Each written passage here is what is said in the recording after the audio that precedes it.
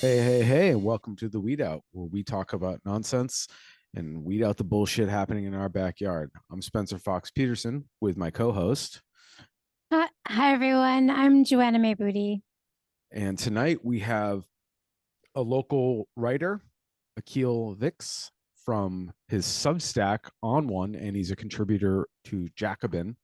We have him on to talk all things Western Mass, Berkshires, policing, and how this all ties into what's happening all the way over in Gaza, what's in between the cop cities in between, supposedly, or not presumably, but you know, all this stuff of empire kind of all connects. And I really hope everybody enjoys the conversation we're going to have. And we will definitely, as always, if you go to our website, www.theweedout.com, every um, place that you can find Akil, we will link there, and any articles or anything specific we mention, we will link there. So you can always go there to, if you miss it, you can go check it there. And as always, you can follow us on social media. All of the social medias, we're available, the Weed Out.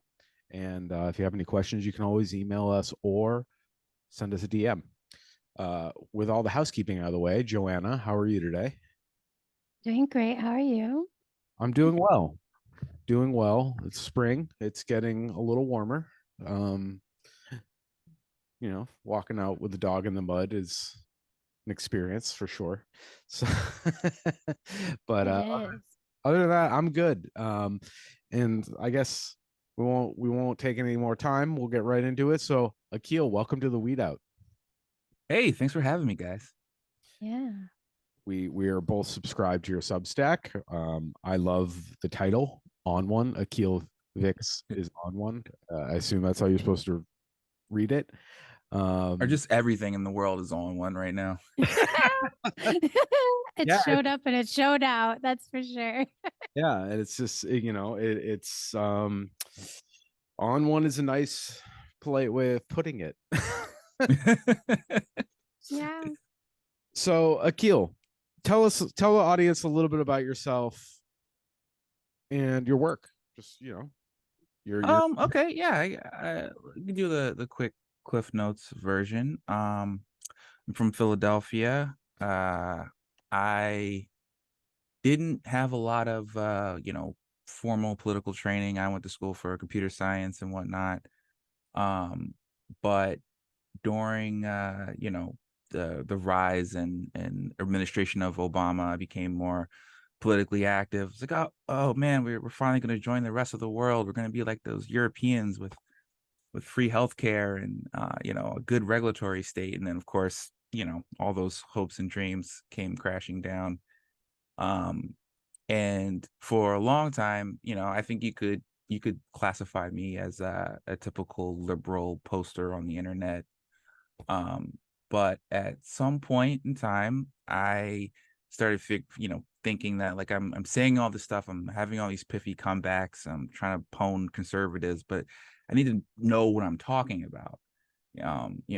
Like actually be arguing from a point of view and a place of fact. So I started trying to give myself a political education, went down a few rabbit holes, uh, and then at some point I just started trying to write about it and put it down in the words. And um, you know, I guess my writing kind of started as having like a lot of liberal family members who were like sympathetic but skeptical of a left project, of an abolition project. So, I wanted to like present like, okay, aside, flame wars aside, internet beef aside, here is the case. Here's the sensible case. Let's dispense with hyperbole and emotion.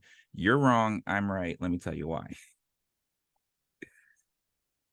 we can relate to that here at the Weed Out. That's a very similar origin story. So that at least for the very much, at least that the people that are like-minded abolitionists don't go fucking crazy, feeling like they're all alone. Word. I For mean, that's sure. what that it's definitely needed. I will say like I don't think we're ever gonna get anything good out of a mayor. Just the just the way that the job is structurally set up. You know, you are a mayor of a city, you're essentially the sin eater for all that city's woes. You know, the economy sucks, it's the mayor's fault. Crime goes up, it's the mayor's fault. And like, you know, I feel like the mayor of a city has two primary constituencies, and that's the police and the police union in their town and real estate interests. And everything else is just window dressing to get votes in to get elected. But once you're elected, you could be a one-term mayor if you don't appease those two interests first and foremost. So, you know, I think, you know, we've all grown up with the electoral mindset of like, you know, we got to vote for the right president, or, you know, the right governor, the right mayor, the right senator. None of those institutions are structured in a way to be completely inoculated from, you know, good, like genuine grassroots pressure. It really is like a community level. If electoralism is going to have any success, it's going to be like council members, school board, you know, the person in charge of finding pets on the street, like just, you know, any little minor Absolutely. office where, you know, someone has a direct effect on people's lives. If you know, and that's the thing, you know, because I'm looking at like internet, like national trends and like, you know, these broad things, and you know, I see the way that people talk about stuff on social media. There's a lot of doom and gloom, but you know, if we can get people to be a little bit more strategic, a little bit more focused, and say like, you know, there is a electoral thing to do, there's also a mutual aid thing you can do, there's Oh, yeah. also activism thing you could, there are things that we can do, and it's not, you know, it's not gonna happen overnight. But you know who went and did all that shit? The right wing did all that shit. The right wing went Totally. for the local elections. The right wing made sure they got, you know, in local papers and set up institutions. They have a pipeline where they have their think tanks and institutes, and finding young people who are already brain dead conservatives, but they pushed them through the ranks. And you know, I don't think the Democratic Party is going to do that, because that's the Democratic Party at this point is a make work program for fail sons from Ivy League colleges. But you know, the broad disassembled random collection of people that we can call the left, we can do that because we do have like a coherent principled politics. So you know, it's just a matter of getting people to think more strategically, and like, and understand these, how these structures are kind of aligned against actual real systemic change. And on your electoralism point, it isn't even in a perfect society, a utopia, a direct democracy, even voting is one piece: community, mutual aid, community care, and like you said, making sure the person that's in the position, there's a system in place in your neighborhood when an animal goes missing or is found. You know, like, you know, that's the little things that does make a difference. Yeah, like we don't even have that in my town. It was me, and that's why I have cats. So And you're right, though. You should help your neighbors and get and be cat distribution is real. and I appreciate you bringing up that these positions, whether they're president down to mayor, Absolutely. are an inoculate or cut off from the grassroots pressure, because until we deal with the system of profit, death for profit, you know, war, weapons of war, prisons, you know, you could elect a socialist president, but they're going to either be handcuffed and nobody's going to work with them because they're not going to be feeding the war machine, well, hopefully, or they'll have to make compromises and feed some of the war machine or the prisons, or they'll get assassinated. I mean, I think they assassinated JFK just for simply thinking about, maybe talking about normalizing ties with Russia. Like, I at this point, I don't know how. I mean, there are like, you know, I can see how someone could say no, it was Oswald. This is simple. It's fine. But Yeah, man, I know. Didn't they admit that it was actually like a government, I like the government new type thing in the last like year or so? They told us aliens were real. I have to look that up, but I think like they did say they knew. Genuinely, I do feel like the JFK thing, I don't know if there was a big plan. I just think a bunch of things all moved into place because, supposedly different mafias wanted him gone, different, Yeah. I can even give because like of a his less. daddy. Like the Italians wanted him gone because of his daddy. Yeah. And then there's petty grievances. Then there was like real like ideological issues, like with the war stuff. Then there was big money about the CIA, like all the things. Like everybody kind of was like, yeah, we're gonna let this happen.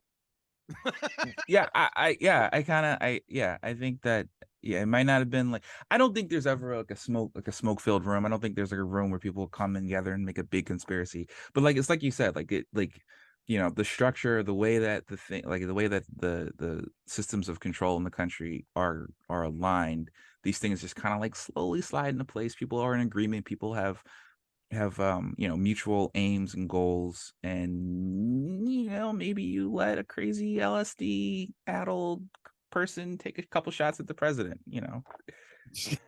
Or a couple guys, And- who knows? or a couple I don't guys. know. Yeah. Exactly.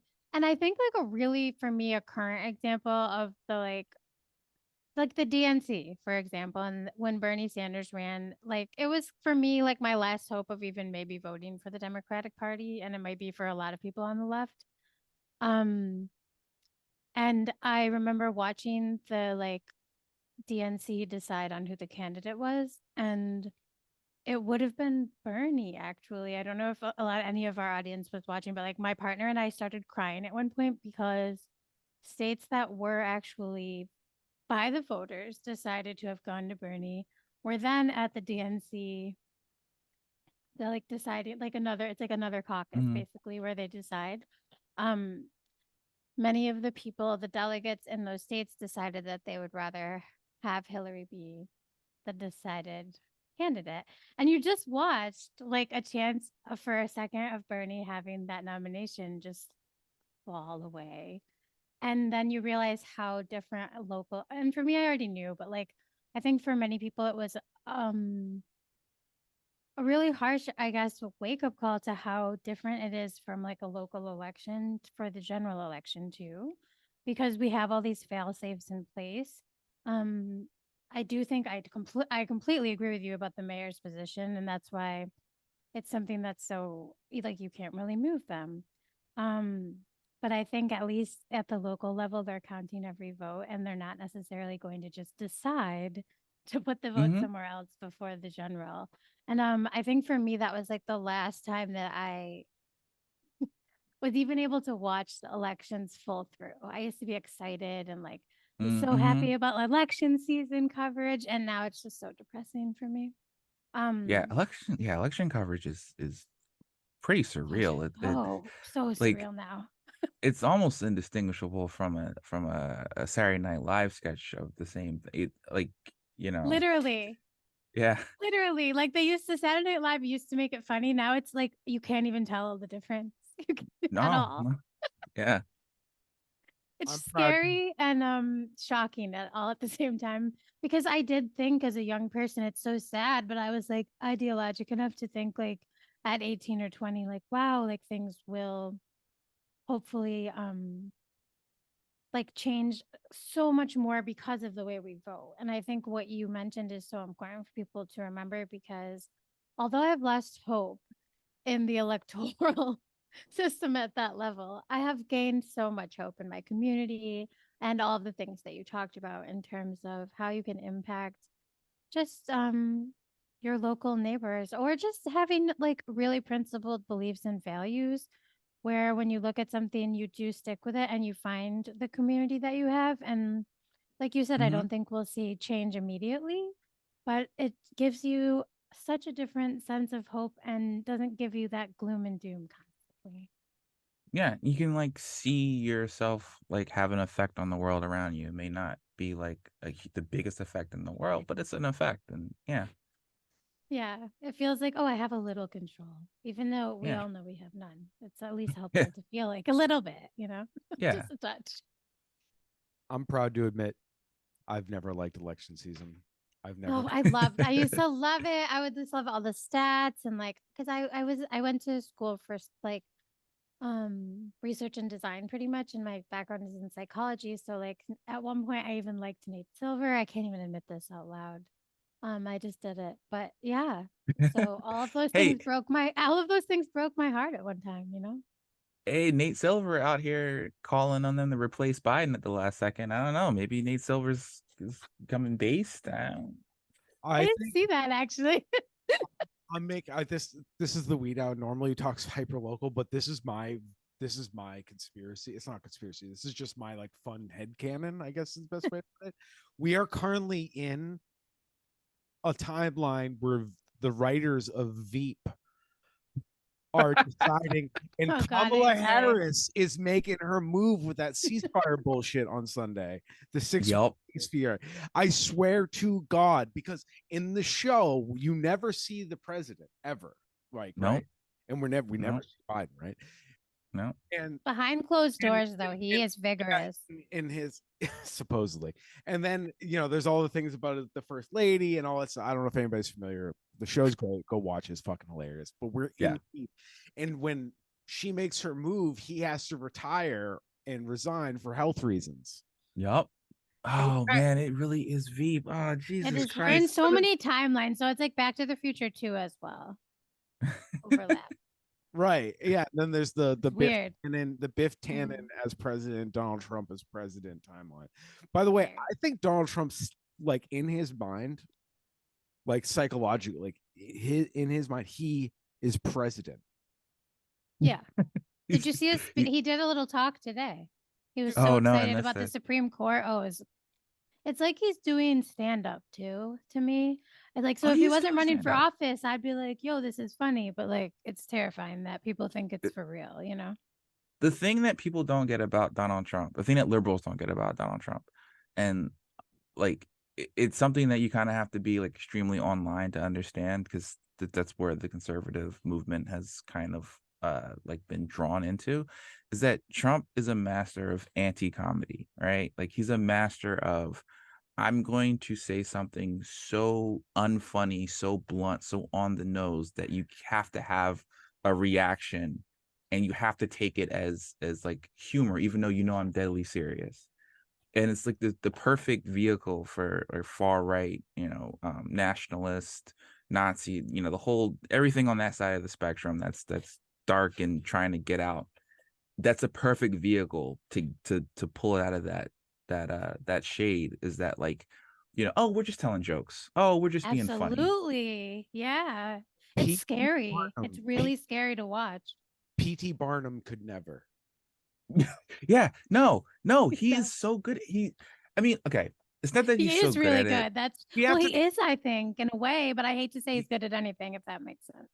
It's that he himself is a signifier for all these things on the conservative movement that have been like bubbling beneath the surface. It's not so, I don't think, and I swear, I talk to a lot of like crazy fucking conservative people online, and after a while you get the sense that it's like, I don't think they believe anything about Trump either. I don't, in the heart of hearts, if you gave them the true lies, true serum, I don't think that they actually believe that Trump is like the second coming. He's going to save America.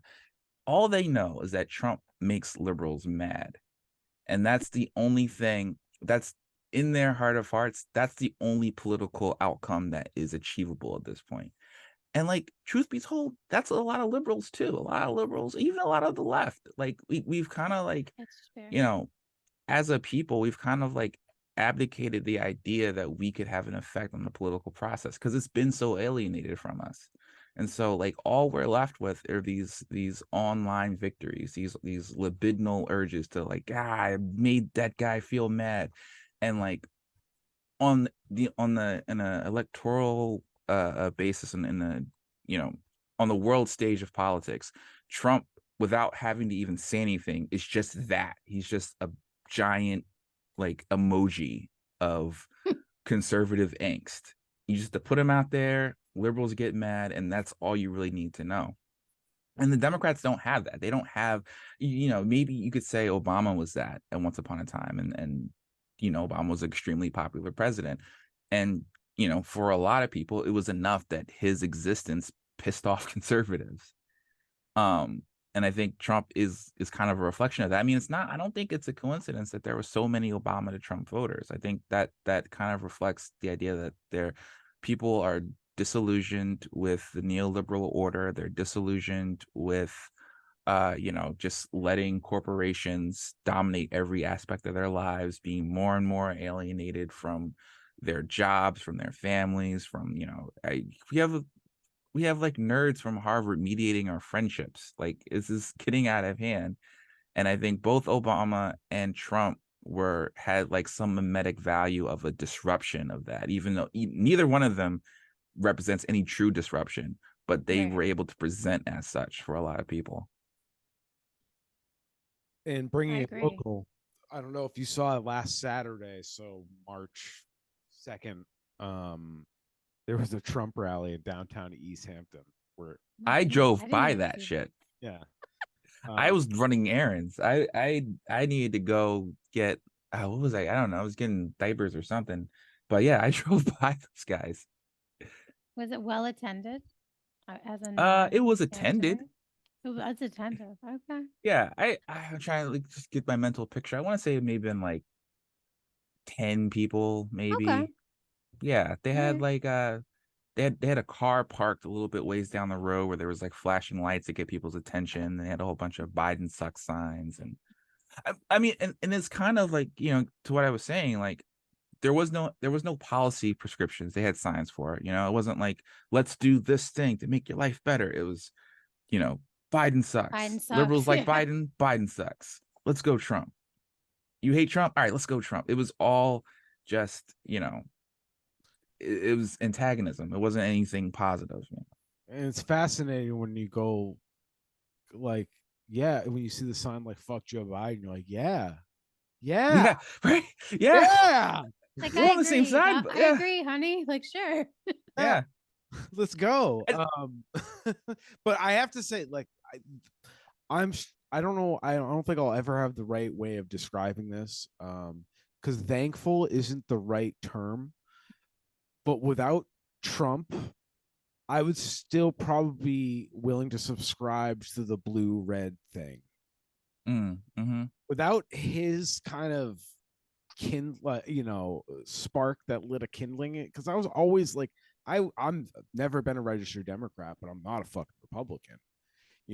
I guess I would vote for Democrats. I live in Massachusetts, but like, just realizing there's no good Democrat. It's because at the end of the day, like you said, the neoliberal order of being pro corporate, like every Democrat is pro corporation, every single one of them. Yep. And I don't like that. And just a reminder to everyone in the audience that most of America doesn't vote and is not registered as a Republican or a Democrat either. Like, most Americans aren't. What's the point? Like, what was the? I forget. It was some college did a study where, like, if a majority the policies that are supported by a majority of citizens have maybe about like a 30 to 40% chance, maybe even lower, but some below 50% chance of getting enacted. Whereas if a policy is supported by big business and corporations, it's about a 90% chance it's going to get passed. And people, you might not be watching the news, you might not be watching MSNBC or Fox News or whatever, but people feel that, people feel that, like, oh, nothing, the government can't do anything anymore, and so, like, what is the point of voting? What is the point of participating in this system if it doesn't respond to anything? Yeah, this is the 50-year conservative plan. And I wanted to bring up earlier, like, when I just didn't know how to say this, but when you brought up how the Republicans have like a system to like feed people up and through, they even have the Heritage Foundation, all that stuff. The thing that kind of happened was all of our grandfathers, so to speak, our political grandparents, grandmothers, grandfathers, elders, they're all fucking dead or jailed. Mm-hmm. So this is part of the 50-year plan of the conservative movement, which America's always bad. Let's just be fucking real. And they wanted to Mhm. undo all the shit, but from the late for all the FDR shit, they wanted to completely undo it. And we're seeing Endgame. And I think, if just going by the two party, look at that. The two parties have like gone from, when there was an era of democratic dominance, FDR, Great Society, you couldn't even imagine Republicans taking over, to where we are now, where, a fucking game show host is probably gonna be president again for the second time. But there was a moment where the Democratic Party completely split off from its radical roots. Any sort of radicalism was shunned, opposed. We're going to reconstitute our electorate as this professional, upper middle class group of educated, um, you know, white collar, smart people. And the Republicans, they did, the fusionism, um, where you had the libertarian neocon ghouls finding common cause with these social conservative, the evangelicals, you're very aware of, and they formed this like tenuous alliance, and it ended up being pretty successful because you could bring in racism, you could bring in religious bigotry, the abortion issue. You could have all these social issues feed, votes and energy into a conservative project without having to really mess with the economic side of it. Like the social conservatives got everything they wanted, and the libertarian neocons got everything they wanted on the economic side. And because the Democrats were more or less in agreement with the neocons on the economics of it, that was the thing that carried the day. And that, because the Democratic Party had no radical base, they completely jettisoned it. They replaced it. The locus of left politics was moved from the workhouse, from the shop floor, to the neighborhood, to the ivory tower. And you know I worked at Smith College for like a year. I understand, like, there's value in having people who don't do anything think about stuff. I'm not gonna like, write that off entirely, but that is a change, and it has it alienates people from the process of being able to understand and uh wrap their minds around politics. And like, I know when I was growing up, everyone around me was like, "Ah, politics. That's not for me. That ain't got nothing to do with me. Like, that's them up there. Like, and that feeling doesn't come about. That's not a natural feeling. That's not something that like people just happen to be that way. That was purposefully, cultivated in the public by both parties to some extent. It just so happened to favor the Republicans overall down the road, because all they need to do is deconstruct everything. They don't have to like actually build anything. Yeah, and Absolutely. No, I just want to say absolutely in that.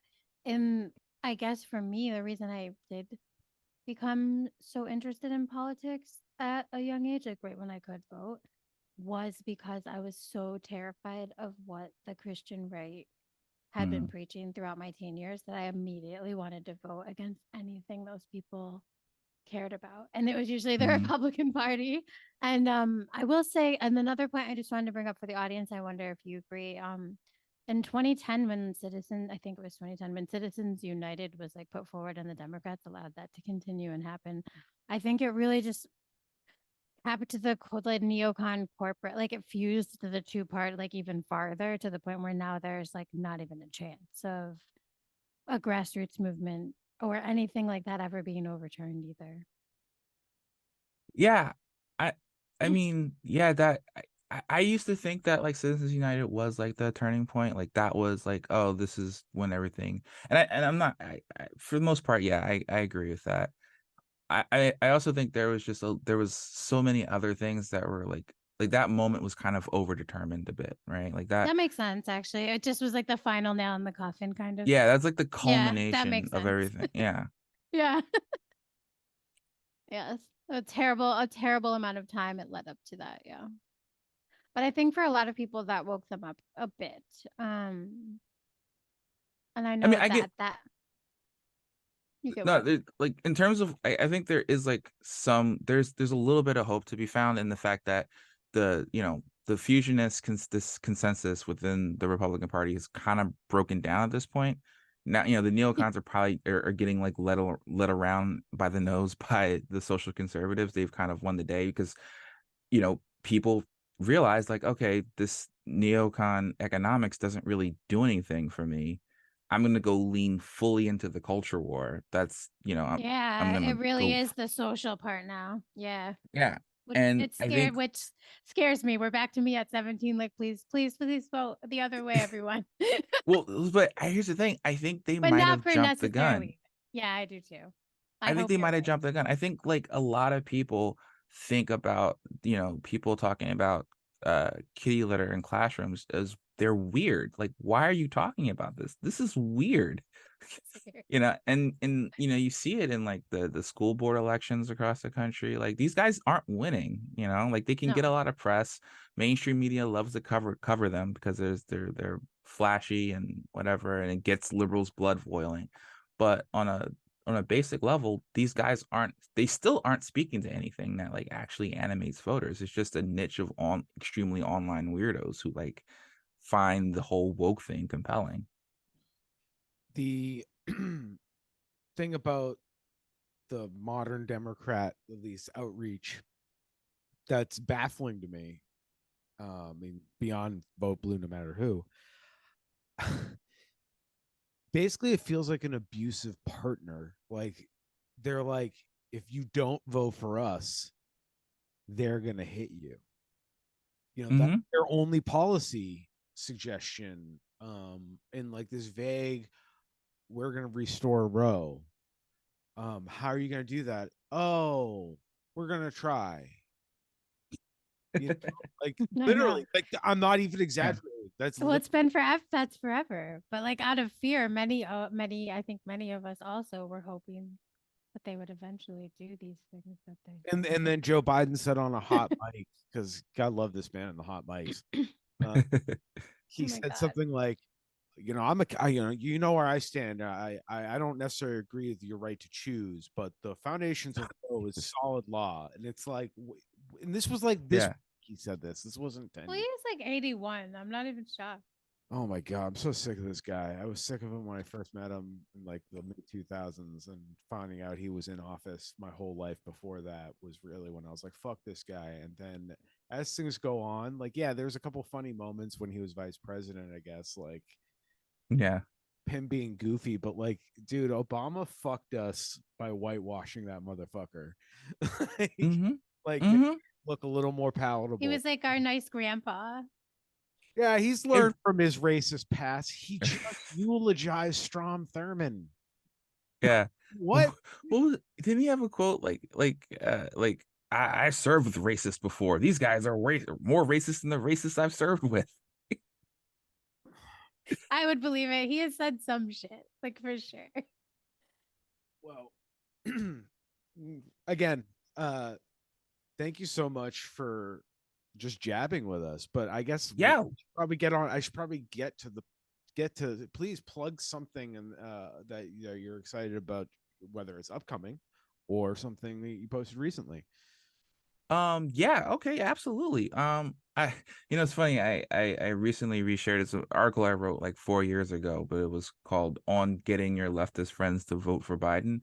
And basically the gist is like, just stop treating us like idiots, man. Like, Right. stop, like, treat us like we are people with fully formed politics that are based on like things that we observe and learn and read. We are not like just lemmings. We thought Bernie Sanders was was so charismatic. We had to just follow Bernie Sanders everywhere he went. Like, if you really think, basically the gist of it is, if you really think that Trump is the existential threat that, he probably is, take it seriously. Like, don't act like a spoiled, like, older brother mad at his younger brother because he pulled the cord out of the video game. Like, if you need to build a coalition to stem the tide of this, apocalyptic end of democracy threat to our nation and the spirit of America, then you need to actually reach out to the people who are the most politically engaged, the most energetic, the most willing to knock on doors. Like, I've knocked on doors, my friends knock on doors, I made phone calls, my friends make phone calls. We are ready to do all of that, but you got to treat us like adults. But that's the last thing I'll plug. The last thing I posted on one is Black History Month just ended. Rest in peace, Carl Weathers. Yeah, that was so heartbreaking. Thank you for It was saying that. I loved him. Oh, it's so sad. Yeah. it is. But the last thing I posted was on just kind of like the hidden politics of Black History Month, and how growing up, the way I experienced Black History Month in Philadelphia and like a lot of my peers was that it was very much beholden to a great man discourse, or a great man theory of history. Like, here are these great men and women who did an amazing thing, and they contributed to bringing Black people along and contribute. You hear the word contributions a lot when people talk about Black History Month. And it wasn't until I was like a whole ass adult that I learned about Black leftism, like Black solidarity, what people about like Lucy Parsons and A. Philip Randolph, the people that, don't get to have quotes on, inside Target and their like Celebrate Black Voices display. And I think, part of the way that Black History Month was structured, and the period of time that it was developed in, plays a part in that. So, with that, I want to take these things that like we take for granted in the culture and kind of like peel back the layers and like, okay, these things have roots. These were socially constructed things. They're not just like, Black History Month didn't just come down out of nowhere. It was a political project that had political goals. And, you may not agree with those political goals if you actually went and looked at how that thing was constructed and how like it, like I remember hearing about George Washington Carver and his like 3,000 uses for the peanut. And thinking about that now, I'm like, oh, every person that I was, taught about for Black History Month was presented to me as they made a great contribution to capitalism, right? This person invented this. This person was the first person to break this record, make this much money. Even the way they talk about Martin Luther King Jr., it's like, oh, he like allowed, because of his sacrifice, Black people were allowed to contribute to America. That ain't Black history. Black history is a struggle against America from the jump. It's a struggle for abolition. It's not a struggle to fund the cops more. It's not a struggle to paint Black Lives Matter on Washington, D.C., but then the next day throw tear gas at a protest. Like, actual Black history is so much more about solidarity. It's about mutual aid. I could do a double plug. I recently reviewed a book about just the history of Black labor in America for Jacobin.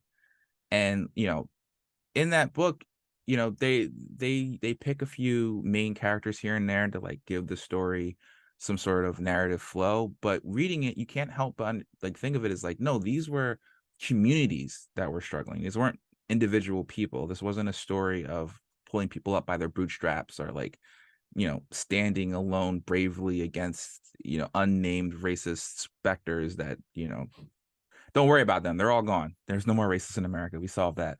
No, it's a story of unity and just solidarity, just, and I want to like I want to get that back into the American historical canon, not just for like Black history, but for all history. Like it, we don't get where we are. We're not talking on, through the internet, through this, radio waves in the air, if we didn't all as a species figure out and learn how to work together, and not just to like make a bunch of money, but to like create the conditions for human flourishing.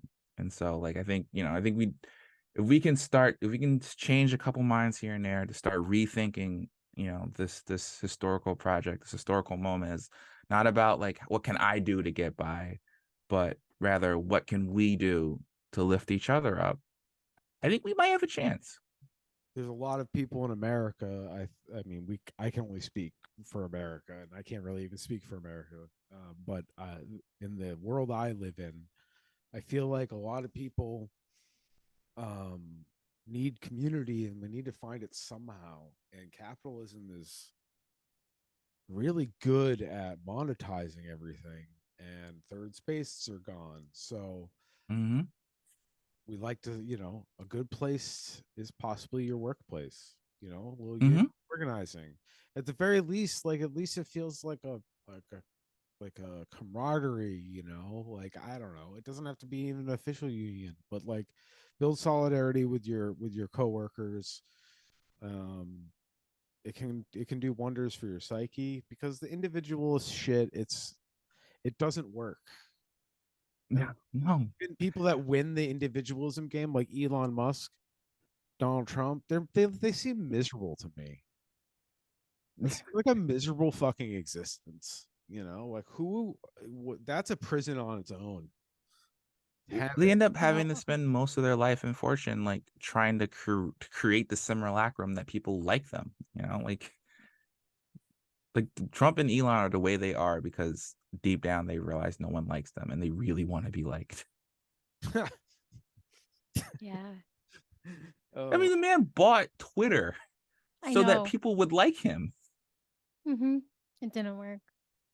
and it Yeah, didn't work. it didn't work. yeah. The one play like Twitter is the I and it's I silent. love Twitter. He like The, ruined it. the maddening thing about Twitter and also the beautiful thing about Twitter is everybody hates being there. Mm-hmm. Well, So like why would you buy the app that everybody the thing is we all hate being here right now. It feels Yeah, like tension talking to some of these motherfuckers. yeah, um but yeah, I don't know. So thank you so much. We're going to link those in the show notes. So www.theweedout.com show notes. Akil Vicks with his Substack on one and also writes for Jacobin. Just want to remind everybody. Without further ado, everybody, we're going right into Ghoulery and Tomfoolery. This week's Ghoulery and Tomfoolery comes from the Shoestring. Dusty Christensen um, writing. Can everybody see on the screen what we got here? So for yeah.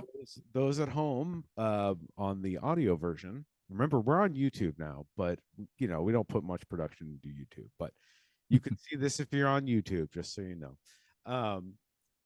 Article from the Shoestring written by Dusty Christensen. Headline: Records. Former Greenfield mayor wanted to fund police raises with COVID relief money. The revelations come a day after the city council rejected the huge raises for the city's top cops. Now, new documents obtained by the Shoestring show that former Greenfield mayor Roxanne Wetgardner hoped to use COVID era municipal relief money to fund big raises as she negotiated with the city's top cops in the last days of her administration. Excuse my reading. And when the new mayor Ginny DeSorger didn't mhm. use those funds to pay for the raises, the recently retired police chief suggested he may take a legal action against the city. The article goes on, a lot more details. Yeah, I would tell the audience at least the raises the amount. It was like 25%, I think, for Chief Haig, if I'm correct. It was And excuse very me, 20% for Chief Haig and 25% for Chief William Gordon, who was then made the chief after Chief Haig retired. But then Ginny DeSorja replaced him. So I just want people to see like these would be like 33 to $35,000 raises in 1 year, bringing their salaries up really high in a community where the median salary for that community, I'm I don't know it, and I'm 90% sure it's under 50,000 a year. I think I Like last put those numbers out it there. was in the high 30s. So yeah, low. Not good. But these Not people great. are paid so much money. And keep in mind, everybody, the context of this is Greenfield. The reason this mayor and this chief are already under fire is because they had to settle or they lost a civil lawsuit against a former employee over racism allegations, or I guess they're not allegations, they were found responsible for racism in the police department against their own. So you can only imagine what this whole thing is about. So And that cost the city 1.5 million, just to throw that number out there for everyone to know. oh great. So was it that, like, maybe like long COVID made them be racist towards their own people, and that's why they have to appropriate the COVID relief money? Yeah, so I guess your questions are as good as mine. They are so good. So good. I like following police, and I follow a lot of police shit. Like, that's pretty much my hyperfixation. This shit's crazy. But Akil, so you're the guest. Please give us your. We can contact. Well, let's give it. do you want to scroll up to the picture real quick, just one more time? Are those the most cop-looking cop motherfuckers you've ever copped? Like, I'm pretty sure that guy in the blue shirt is on Brooklyn Nine-Nine. I'm pretty sure that's Scully from Brooklyn Nine-Nine. And Chief Haig, like, if you saw his face, like during the videos of his like discussion after he lost the civil suit for the racial discrimination, he looks to me exactly like Ricky from the Trailer Park Boys. If you know that show or movie at all, he's got that vibe and tone when speaking to them, but he talks to them like a total, like, he pretty much is just so rude and unbelievable too. So it's wild. This is the one of the wildest police in my opinion, police like barracks in the area. So I'm really happy he's retiring and leaving. But man, they are one of the worst in my opinion. That is my hot take on these guys. Actually, sorry to jump in. I'm so disappointed. I shouldn't be disappointed. I am so disappointed because my first experience at Greenfield, I went up there I was meeting friends at the People's Pint on Greenfield. Yeah, nice place. Nice place. And I saw, and it was some storefront. They had Gritty. I don't know, you guys know Gritty, the mascot. Gritty. Heck yeah, Philadelphia Flyers mascot. Like, I'm like, oh, okay, Greenfield. And it said Gritty Field, and they had all these like leftist messages in the window, and got a Gritty in the window, and I'm like, Greenfield. Now, no, there's nothing good in the world. Not even Gritty Field is immune from fucking just whiny cops whining about their pay. It's so true, but the only good thing is they voted out that mayor, and hopefully we should keep our eye on the glimmer of hope. Is the new mayor Jenny DeSorger? She's done interviews for us when we wrote for the shoestring before, and she is a much more left leaning person who is very willing to discuss things and not give these raises to these individuals and stand her ground. So I do have hope for the people of Greenfield because those signs are still there, Akil, and I live close by. And I think there are a lot of people in the community that really did organize together because the mayor Mayor Weidengartner, I say her name wrong every time, Roxanne, who gave these horrible raises, she lost by it was like 30 to 70 like she got crushed. It was like a third of the vote went to her, and then hopefully Mayor DeSorger will be able to do something. And even if it's not give these egregious wages to these new cops and kind of just fund the schools. But so that's my glimmer of hope, if there's any. No, that's awesome. Joe, and that's what were you gonna say?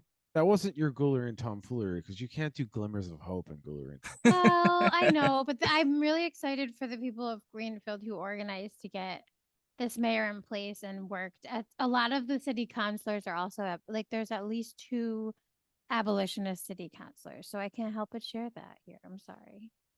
Yeah, but yes, these are ghouls. These are ghouls and fools. Shout out to the what is it? The People's Budget of Greenfield. Why am I? Yeah, that's one of the groups, and then there's Social Justice for Greenfield is another like local group that was working together, and they all just talked to their neighbors and talked about this budget line. And I think sometimes we need to talk to our neighbors. We might not agree about everything, but we may agree that our police chief shouldn't get $40,000 raise in 1 year. So like you don't need a whole person starting salary raise. I'm like, who else gets that? Can we all get that? Like, wow. I remember when I graduated college and I like made like 27,000 a year. I was like, oh, I'm rolling in dough. I should Yeah. have Yeah, took steroids and got scared by acorns, and then I would have made a lot more money. hire a Right. We fucking all became cops. hire a street sweeper for God's sake. Yeah, you could Yeah. hire like so many Yeah, other make it positions work. that would help the town. Totally. But Uh, thankfully, these raises, I hope, won't go into effect.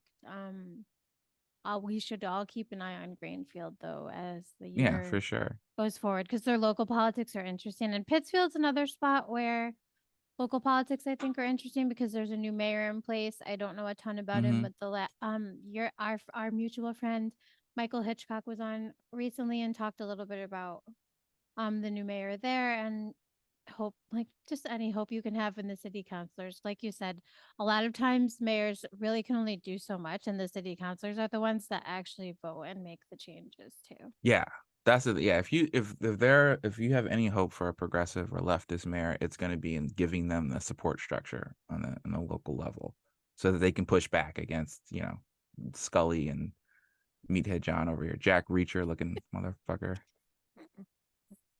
Very, like, it does really look like a stock photo from any police show. Mm-hmm. So my ghoulery and tomfoolery. Mm. So my issue, obviously, I agree with all of your statements on, these look like central casting. This guy is on Reno 911 as the who's the dude with the who always wears the bulletproof vest on the outside. That guy, Oh yeah. Oh, what Oh, was yeah. his name? I can't haven't watched Who Reno is it? 911. Junior. I think his name is Junior. Junior. Yeah, it sounds Maybe, right. actually. So, I haven't anyways, seen that show in a long that's time. that's I my love that show. my take. Um, Yeah. and this has been, so we've been talking about national politics, and this is actually a point I've been raising. The reason I, again, head of the curve, I was outwardly saying about Joe Biden, prior to Gaza, prior to all his shitty COVID policies, when he directed cities to use COVID funds to beef up police militarization and all that Mm-hmm. shit, I was like, he's not getting a fucking. I don't care what he does. He could literally to take apart our nuclear infrastructure, our nuclear weapon infrastructure, and broker a peace deal with Russia. I will not fucking vote for him just for that. Like the on its face, COVID money to cops, like it's for things related to COVID. Like maybe we could, like I brought up street sweeper earlier. I don't know. Maybe we could fix our pipes, right? We Yeah. could, or deal with our sewage in a better way. Maybe we could find a way to turn our sewage into fuel. I literally do not know. Literally anything. And here at the Weed Out, we have we talk We have about a sewage fixation. we have Mm-hmm. poop tubes. I don't want to die of fucking cholera. I don't. No. Like, fix that issue. Stop dumping it into the rivers. Stop paying the cops money and flushing doo-doo into the rivers. No. And So it's we just do. insane We do. because that's also jobs. So don't tell me this is a jobs thing. Like we don't want to keep. Fuck you. I've never gotten more than a 3% raise at a job. Fucking 25%. And dude, under your watch, there was a racism case that cost you how much money? God damn. Like you got, and then to like the gall to be like, I'm gonna sue you because you didn't give me that COVID money. But I also hate Joe Biden. He probably hates Joe Biden. Like it's just like I hate everything about these people. And this is why like cops will always be a hyperfixation for me, like no matter what, because I just feel like I met this kid when I was 6 years old, and I wasn't a popular kid, but I wasn't immune to getting picked on either. Like I was kind of like, sometimes it was just your bad day, you got picked on. And I remember those kids that were just sick of picking on the kid they picked on every day and then would come and pick on me, and they became fucking cops. And it's like I just know they did. I know for a fact. I'm not saying that hyperbolic. I'm saying I know for a fact those guys became cops. So it's just like I fucking hate every single one of these motherfuckers. They only think about themselves. What do you being the leader of a gang, you'd be better off being in an actual mafia, because first of all, 180,000 ish is a lot for any job. Dude, for Like, Greenfield, that's like he crazy. could He's make like more the king money. of Greenfield. He could make more money being a real gangster. But this is like gangster shit. Like, I want He's 40. got to work then, though. He just sits at home whining this way. No, Dude. I because think about it, because you if you get that raise, then you probably do like overtime for overtime doing paperwork after you've harassed like, some poor Latina grandmother. And then you do your moonlighting where like you force some small business owner to pay you like $250 an hour to be a useless bouncer. Like, Yeah, and he apparently got drunk at the country club all the time and was like allegedly drinking on the job. So this guy was like, the model cheat But of America. he's out of Central Cat. Like, Thankfully, he's gone. That's every other town in Massachusetts. And yeah, that's why. supposedly Check your one of the budget better line. states. We're supposedly one of the better states about this shit, which is just bananas to me, because I feel like in typical, liberal Democrat fashion, spending like they're drunk, but they only spend on guns. well, it's our two major Boston and Massachusetts and Philadelphia and Pennsylvania, those are the two like ground zeros for the modern police force. Like professionalization first happened in Philly. Boston was the first to have uniforms, I believe, but like the standardization of like, let's just make this the armed wing of capital. Let's take some tax money, whatever COVID money, let's put it into these guys, because they'll protect our property rights, and they will control all this excess labor, all these excess Italians and Irish and Black people that we don't want to hire right now. We can just send the cops to go rough them up, and that's a worthwhile investment. And I'm just going to say, you brought this up. I just want to bring this up again. Everybody, if you hate Nazis, you should hate the Mass State Police, because the Nazis like their uniform so much that they copied it. All right. They changed the colors, maybe had a little armband, but it's essentially the same cut and all the same regalia, and they're all that bullshit. When you see like the state troopers at graduation, like that's the fucking Nazi uniform. And I just disagree with all police. Change it. They didn't change it. I would have. Well, yeah, but I just don't like any cops. Like, I don't care about their dumb uniform, so I just don't like any of them. Cops are Nazis. All cops. Cops are Nazis. Like, I know. We literally have secret police in the United States, and not only like in like the Secret Service and yada yada, CIA, the FBI. Like, our local police precincts have fucking secret police. We don't know who they are. It's crazy. This is. Don't tell me we're not in the fascist bad place. This is the fascist bad place. Yeah. We're just, not for me. My life's okay. Like, but the complexion of my skin and where I come from helped. So there's a lot of good definitions of fascism, but I think the quickest one that I think is really can like make a lot of this clear. Fascism is when empire comes home. Is when you can't expand anymore, and the only thing left to do is to take all of that violence of colonialism and put it back on to the subjects who are no longer the benefit. You can no longer release the tension inherent in capitalism, that you have so many with so little and so few with so much. You can't release that tension with free real estate anymore. You can't send them out to the colonies. You can't send them out to the Wild West. So you got to deal with them somehow. And so you fund some police and you throw them in jail and you make money off them that way. It's crazy. It's absolutely disgusting. And the homeless, what they're trying to do with trying to legalize making not having a home illegal. Like, dude, we already went through this. The loitering laws, like, we've been through this shit. Like, why does it feel like let's just try it again, I guess, is basically. Yeah. It didn't work last time. It ended up pretty bad, actually, for a lot of people, both sides. Like, no, it'll work fine this time. This time we have AI to make it work this time. So, well, they didn't have AI. They didn't have Watson last time. Right. Oh, we didn't get a chance to talk about AI today, and with your computer programming background and stuff, I'm sure you have a lot of great stuff to say about that. Because I'll be honest with you, I know nothing about it. it's just I won't, because we're getting, I'm sure we're getting to the end of can things, always but have we can pick it up. later. Yeah, it's suffice to say, AI is a fascinating thing because it represents like it shows you how desperate capital is. They're trying to create like a new form of free real estate out of whole cloth, so they can start the whole process of capital accumulation all over. Even though so now all the physical capital is bought up. There's no, there's no new land that you can go just take and make your fortune off of. If you're not one of the big boys already, you ain't getting in that club unless you create a whole new realm of things to buy and own that have value and you can sell them. And AI is like a little is a little hiccup in that, a little burp of like, please buy this. This thing doesn't do anything that well yet. It's it's kind of silly. Hey, it might kill you. If it might kill you, you want to buy it now? Huh? And it's yeah.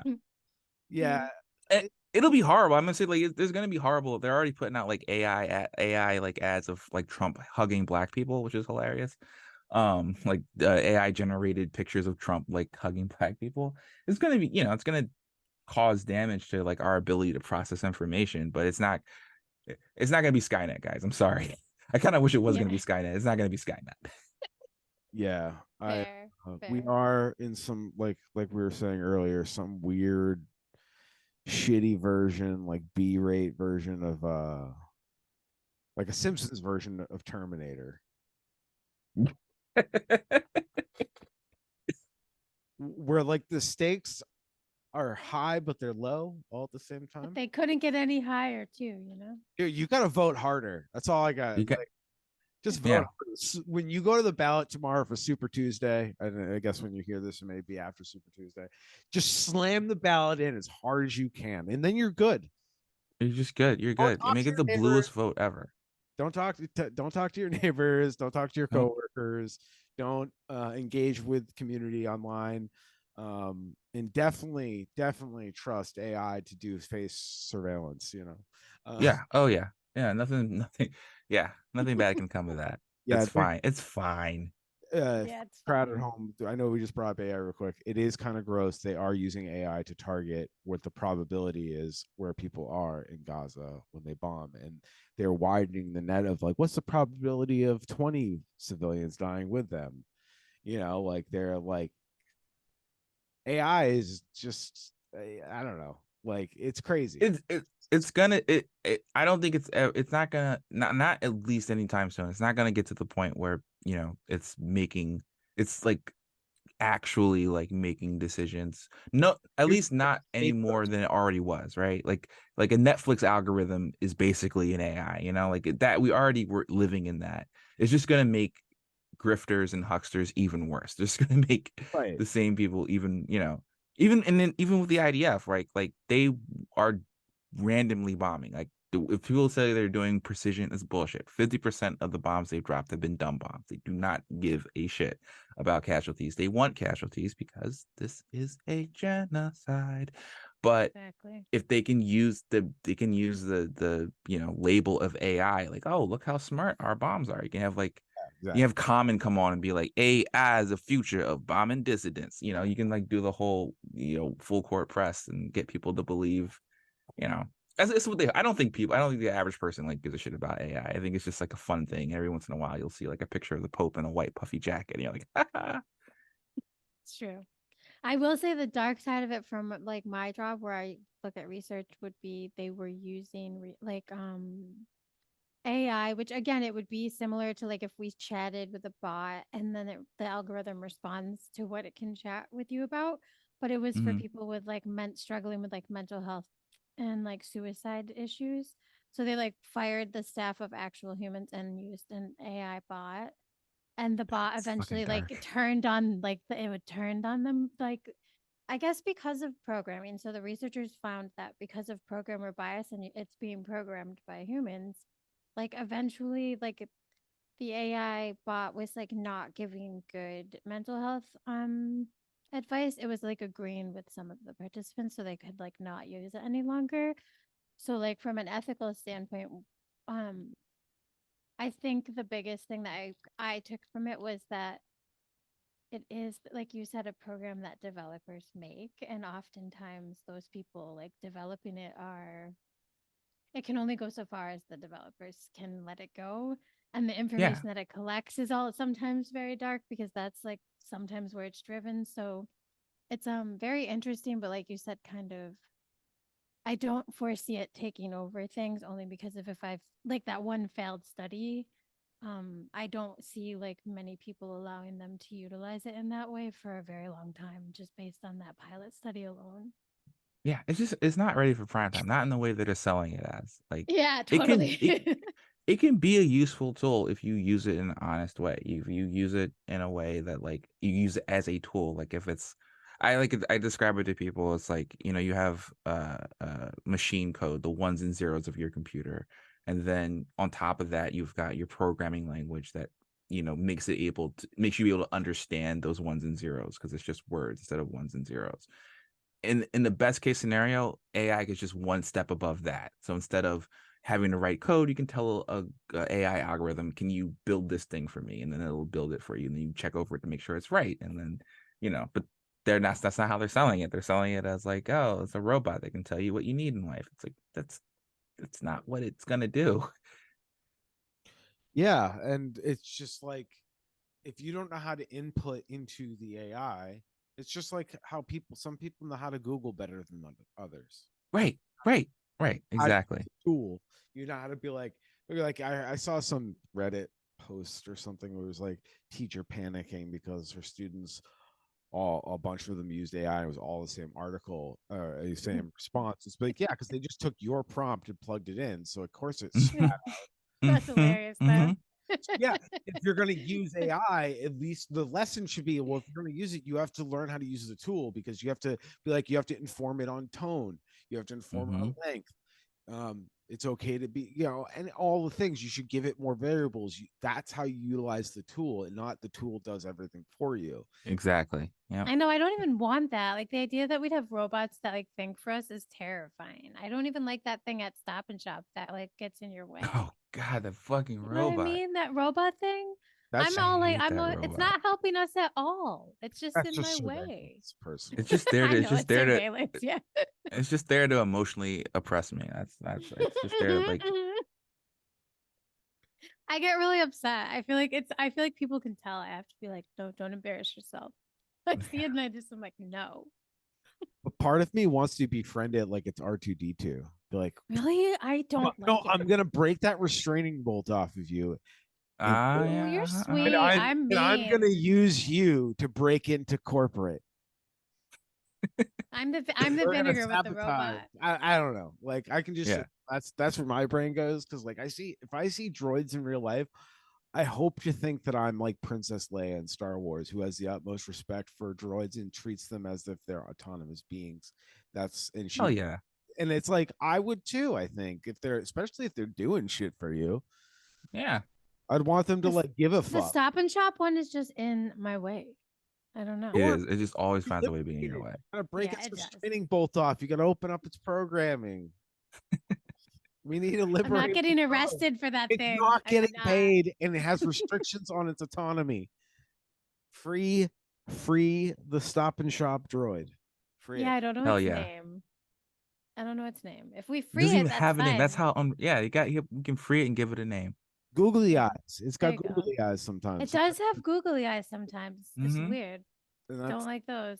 that's probably the only approved cheekiness that's allowed in Stop and Shop corporate. I'll try to let it go next time. Just remember, like, that droid is oppressed, and that's fucked up, and I'm not down. And like, obviously I care way more about humans than I do about animals and droids, but like, they're right there, Workers of the My world cat unite, and including the droids, droids. that's true. I Yeah, guess it was exactly. Like, working, but same that thing one droid. when I see canine units with cops. All I want to do is free that dog. I'm Yeah. like, this is animal abuse. This is fucked up, and it's not. It's voodoo science. Yeah. Yeah. And it's just straight up racism. It's just the Yes. vestige of You slave and the patrols. dog, you and the Mhm. dog are actually better teammates than you and another human, because you guys have an unspoken relationship where you know how to like just like change your energy around it. And I have a dog. I've only had one of my own. You could change your energy around it and it knows. And like, Mm-hmm. like that's the whole point. You don't have to make a sound or even look at them. You can just change your vibe and they're on to you. So like, of course a cop is going to be able to manipulate a dog into doing what he wants them to do, and or use it as a weapon and put it in danger instead of themselves because they're little fucking coward bitches. Like, you want to put your hands on somebody? Why are you sicking your dog on me? Put your hands on me. Mm-hmm. Won't even do your own dirty work. It's fucking gross. No, I hate that animals are utilized at all. Like horses, dogs, leave them alone. But free the droids, free the service animals. Oh, well, the canine animal, the cop Yeah. dogs, free them. Service animals look great. Yeah. And I don't know. I guess that's the Guler and tomfoolery sidebar that we just went on. It's a wonderful conversation with you, Akil. I hope we can do it again sometime. Yeah, absolutely. I'm down anytime. Great. Awesome. And, everybody, please find Akil Vicks on Substack at his account, Akil on one. Is it all? I'm sorry. Is it Akil Vicks? It's on1.substack.com. Thank you. Because when I read it, when it's in my inbox, it says Akil Vicks, the author, Right. on Yeah. one, and it really flows really nicely when I'm reading it on my inbox. So I'm a big fan. I'm subscribed, Me so too. I appreciate all the stuff you put out there, and local guy. But we talked some national stuff today, so I think we got our election episode in, John, or we're done. Boom. Yeah. There you go. I'm glad to Boom. be of service. Thank you. Thank you so much. I really Next appreciate time, it, actually. I'd love to hear more of your thoughts on AI. It seems like you have a lot more. Me too, actually, very much. And it's a working class show, so we love to hear it because that's supposedly AI is a big threat to the working class. So, love to hear your thoughts on that, and look forward to your future publishings. Thanks, man. Look forward to hearing this and hearing the podcast going to the future. It's going to be a hell of a year. Heck yeah. Thank you very much for being on the show, everybody. All the links, the articles, and how to get Akil's content will be on our website, www.theweedout.com. As always, you can find us on social media. Feel free to email us. And that's all from me today. Thank you very much, Akil. Have a great night. And Joanna, do you have any thoughts for the audience? I just will say what I always say, and everyone, please take care. All right, keep weeding out the bullshit.